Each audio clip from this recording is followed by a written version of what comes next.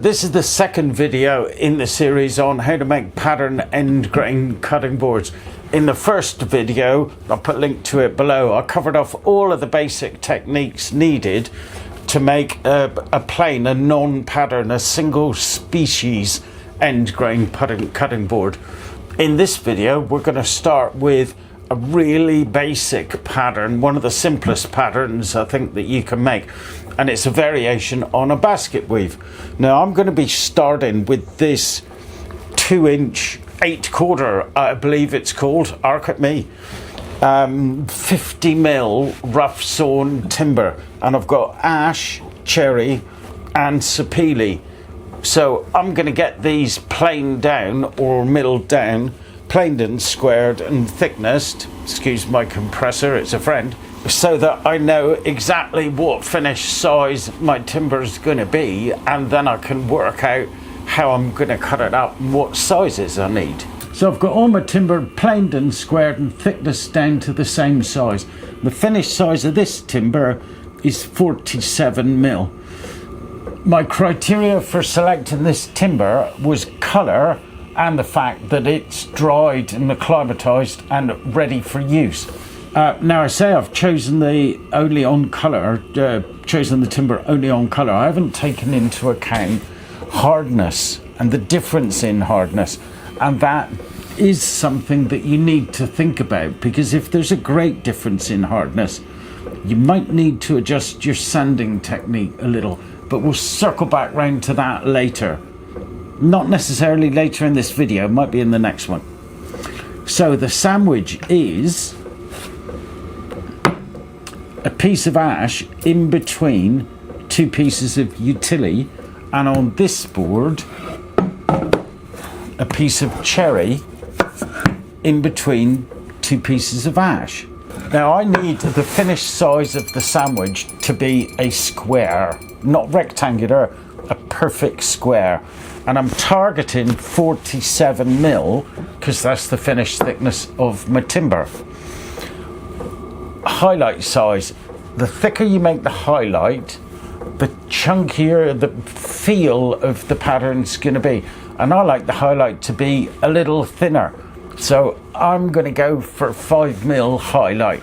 Now bear in mind, when timber comes off the saw, it usually needs planing or sanding, so I'll cut my highlight pieces to 6mm, and then I can run them through my drum sander or through my planer to get a nice clean edge or face on each piece. For these larger pieces, remember the target's 47mm, but I've got a 5mm piece going in it, so that becomes 22mm, but that's finished size. So if I cut 23mm pieces and 6mm pieces, I'll have enough on each piece to be able to plane them down to that perfect size so that I hit that 47. Bearing in mind that after the initial glue up, which you'll see in a tick, we're going to have to plane and maybe sand them again. So the target finish size for these pieces after I've made the sandwich is going to be 46mm. So I can use that 46mm to calculate how many pieces I want to achieve a 300 or a 350 or a 400mm wide board. The length obviously we covered off in the previous email. So let's get to the saw, run them all down, hit that target size, and then we can look at the glue up.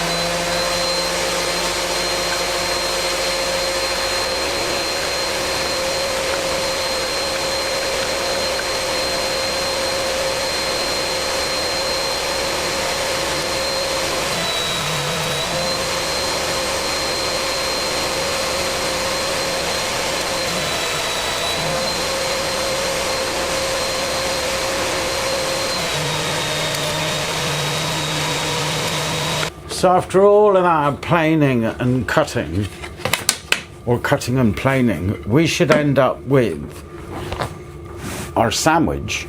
And our sandwich should be near as damn it the same height as the thickness of the timber we started with. And if it's a little bit thicker or a little bit thinner, it's not the end of the world. We're going to adjust that after we've done the first glue up. And the key to a successful glue up is preparation.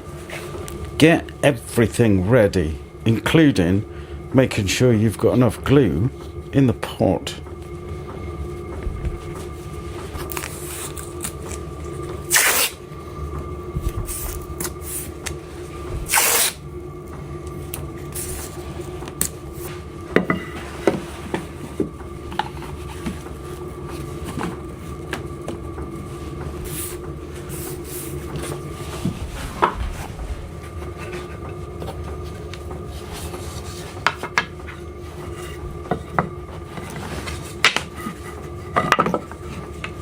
So I like to place everything out exactly as it's going to be when glued, just to make sure I don't get a brain fart partway through and screw it up. Because if you glue the wrong bits at this stage, you're starting again. So that's the way I want it when I'm finished with the glue up. So I'm going to move them over there.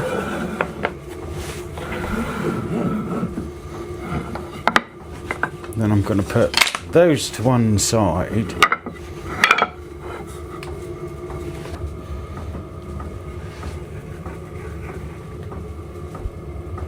And as per the first, a nice amount of glue, an appropriate amount of glue. How unhelpful is that?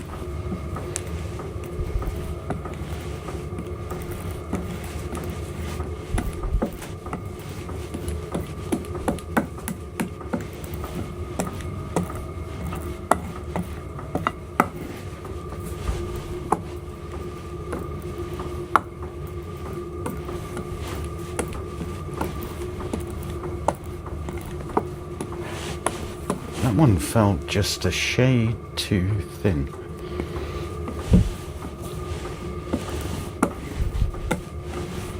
That's better. Excuse me. And then pop that back in the middle.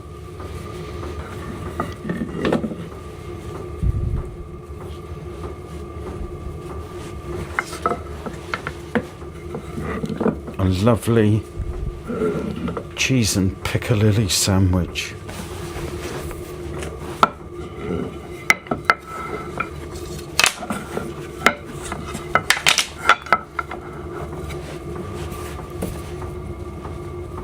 I think a good rule of thumb with the appropriate amount of glue is if you've got to spread it too much to get coverage, you haven't got enough.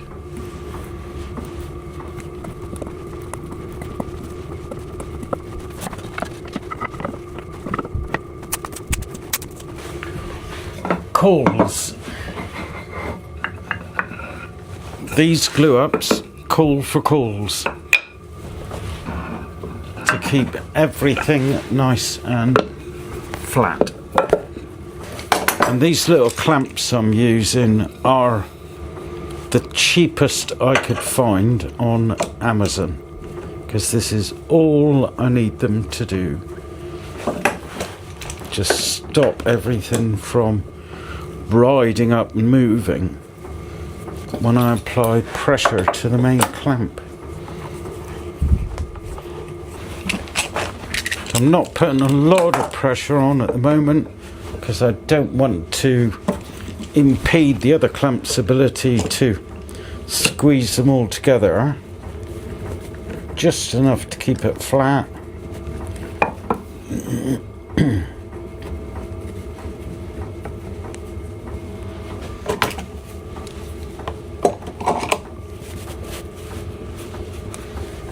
can tighten them up after.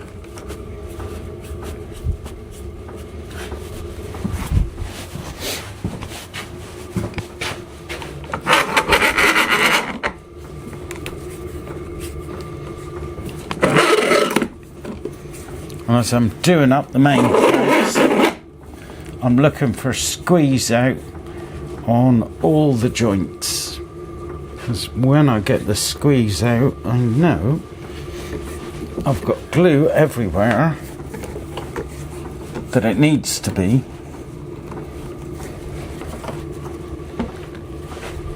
including the ends, and that everything's going to be as you want it. No gaps, nice and tight.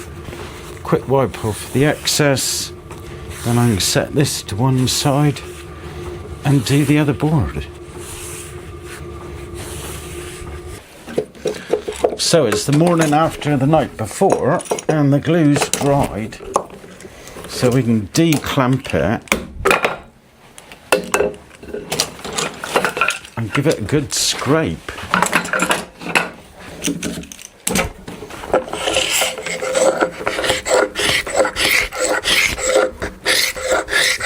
You want to get as much of this glue off as you possibly can.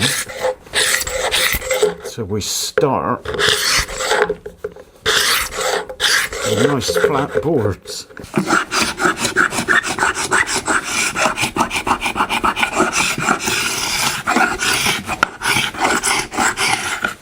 It's worth spending that extra bit of time getting all the little bumps off. So with all the glue knocked off,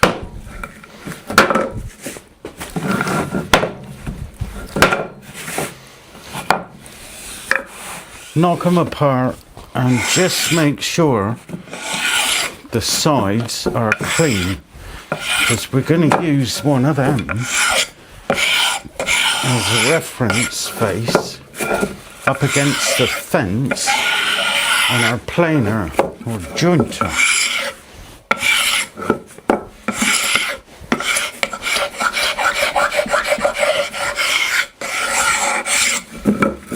So that we can turn these into the perfect square.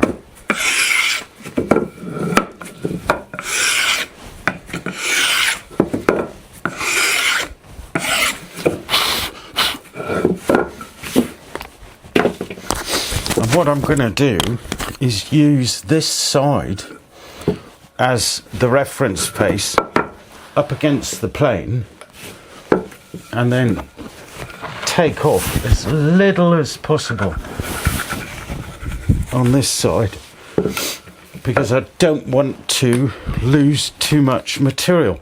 Before I go to the plane, I'm just going to check. I'm at 47 and a hair over 47. No, tired eyes, 48. 48, so I'm in the ballpark. But that means if I've got to take very much off of here, I'm going to have to reduce that here and here. And if I have got to plane these two sides, then I need to make sure I take as close as possible to an equal amount off of each, so that these two pieces remain the same thickness. Not difficult, just something to bear in mind. So let's fire up the planer, jointer, and clean one side.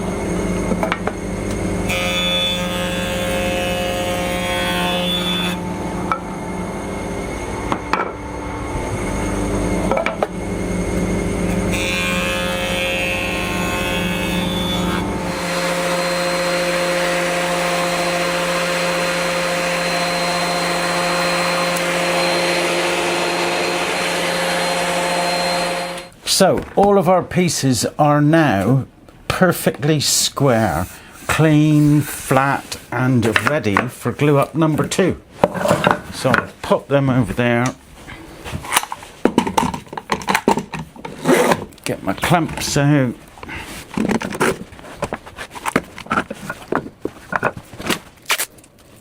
A little bit of tape just to protect the clamp a little, make it last a little longer.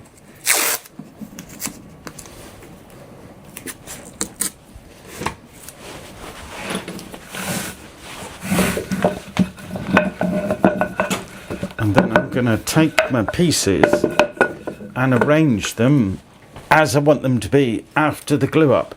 So one facing up, one to the side, one facing up, one to the side, one up, one to the side, so that you can see the highlight, no highlight, highlight, no highlight, highlight, no highlight.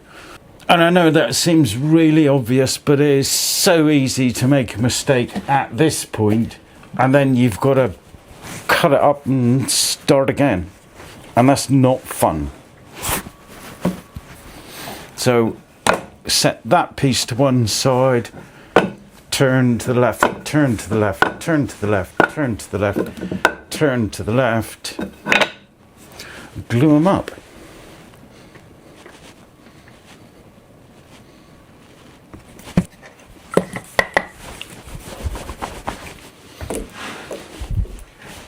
Same as before, a nice amount of glue, so we haven't got to spread too much, because we want the squeeze out. This is feeling a bit thin. There's a bit up there and that. A little bit more here.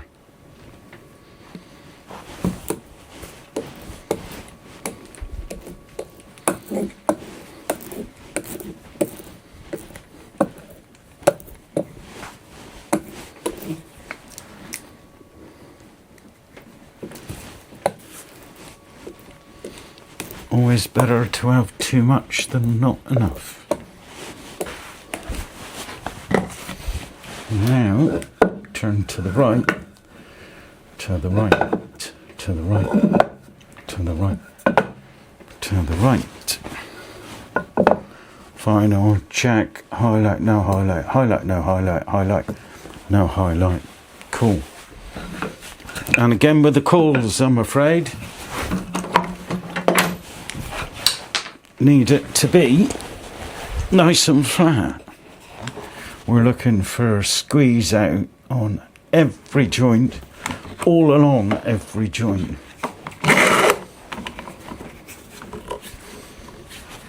And right up to the ends. Remember to check you got to squeeze out at the ends, because that is confirmation you got your clamp in the right place.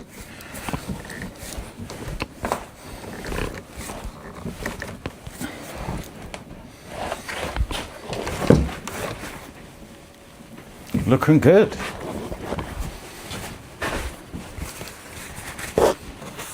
Just give that a wipe off. I'll do the other, and I'll see you after the glue's dried once again. As you can see, I've got them both at the clamps and I've scraped off the glue residue.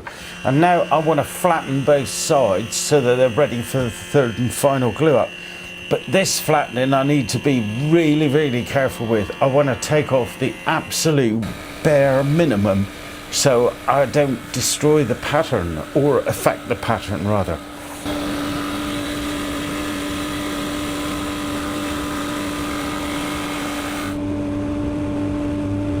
So on to the final cutting.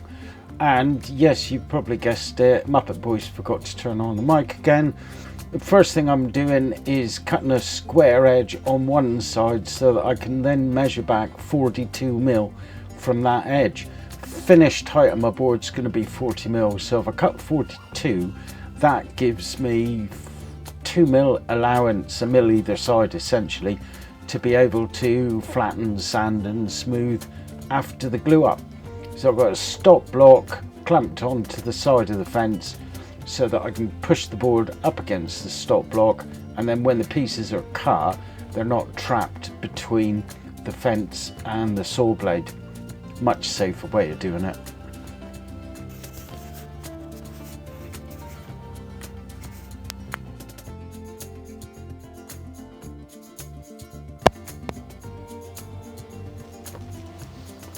So with all my pieces now cut, I can lay them out on the 2 pieces of aluminium that you can see I've got here, and I can just rub off with the hard side of the sanding block any little straggly bits that are left from the saw cut.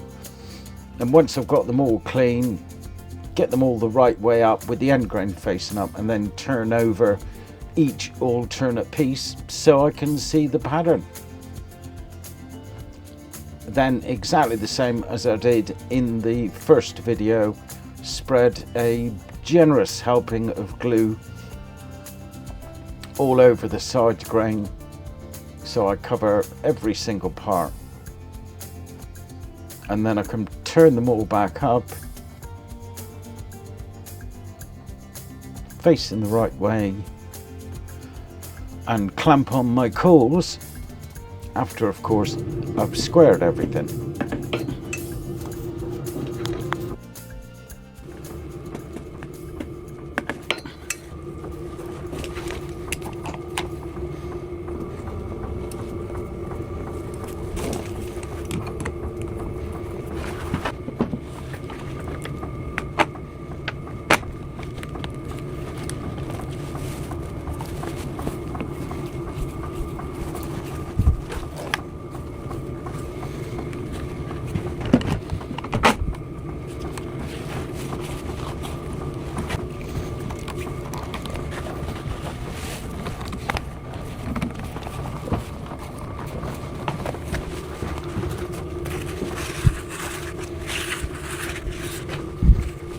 The glue's dried overnight and I've popped both my boards out of the clamps and knocked off the glue snots.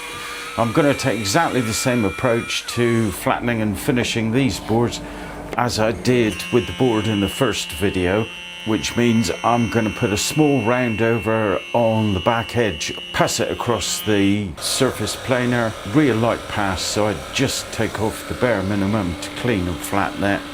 And then for the other side, I'll run it through the drum sander, again really light pass, so I just take off the bare minimum, clean up the edges on the belt sander, and then hand sanding, well, with an electric sander.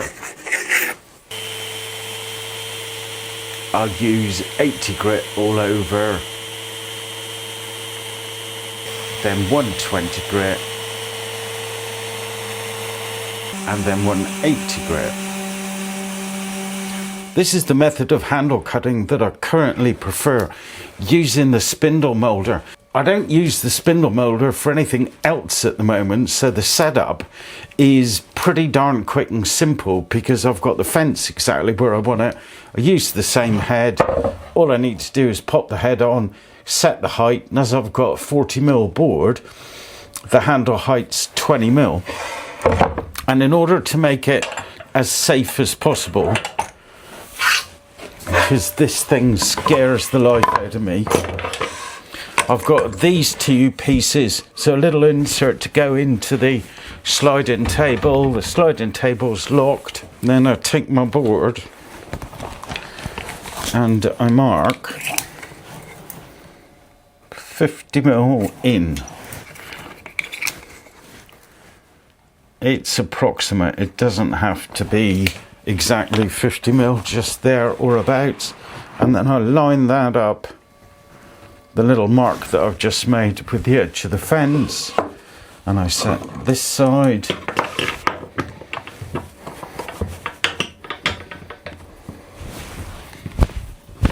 And then I do exactly the same on this side.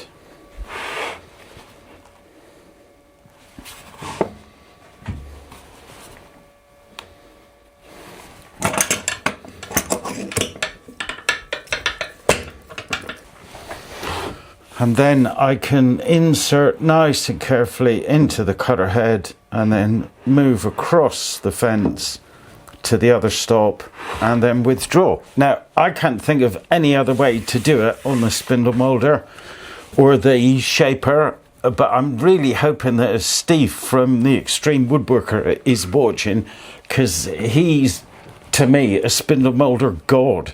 So if he can look at this and give me any suggestions, or you can give me any suggestions on any better or safer ways, I'd be well up for it. So I'll drop this down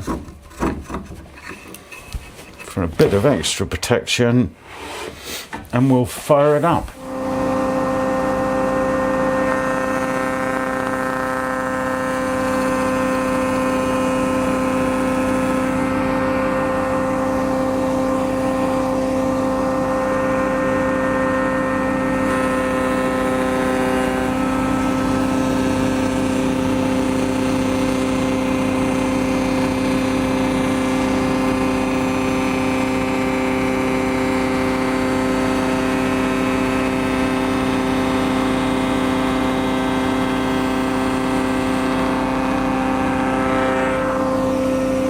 Now it's time to round over the corners and the edges, and I'm going to do exactly the same as I did with the first board in the first video.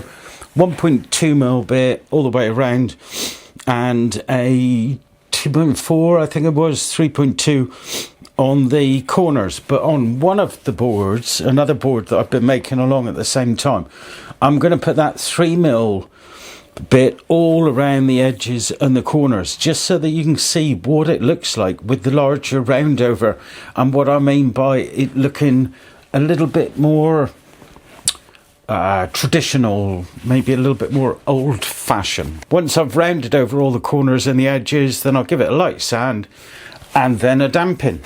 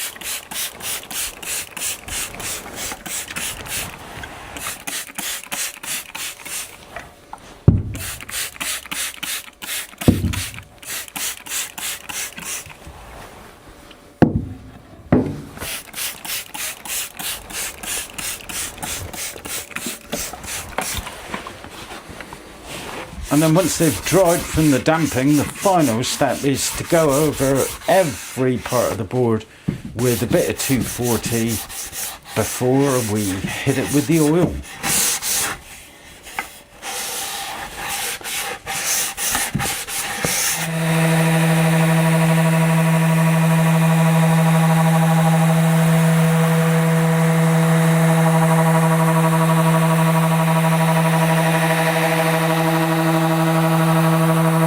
So the penultimate job is some mineral oil, but just before I do that, I want to show you the difference I was talking about between the router bits. admittedly this is a 50mm board and this is a 40mm board, but this larger outer bit all around, I think, gives it a bit of a chunkier feel, which I'm not that keen on. I much prefer this far more minimalist, modern feel, I think. Less is more. Same as before, pure mineral oil, a goodly coat, and look at that. Wow. Pizzazz, Shazam, and other words of astonishment. Beautiful. So I want a good coat on it. I'm starting with the bottom so that I can finish looking at the top, knowing that the top is absolutely full of gorgeous divineness. I might have invented 2 new words there. And like I said in the first video, I don't subscribe to the bathing approach, but I do subscribe to giving it a jolly good coating. And then pop it over. You'll notice underneath I'm using these standoffs because I don't like to put the finished top straight down on the bench, just in case there's a little scratchy bit there somewhere.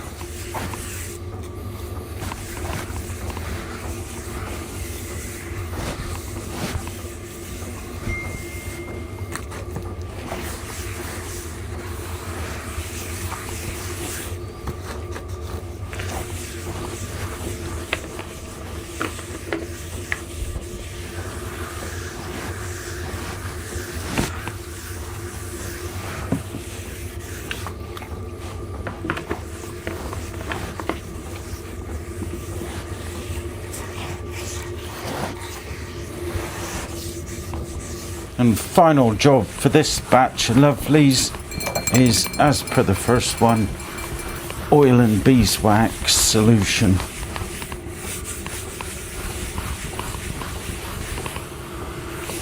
And we want a really good coat on this.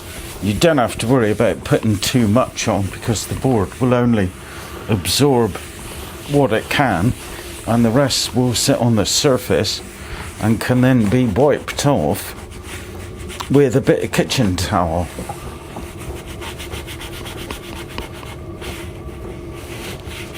So you can apply with gay abandon.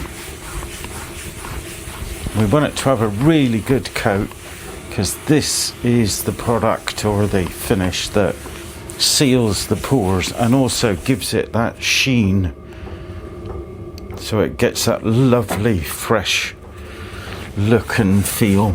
And I recommend to people that buy the boards to buy a pot of this and recoat it every month for the first few months, just to make sure it's got a good level of protection, and it will keep the board looking beautiful for longer.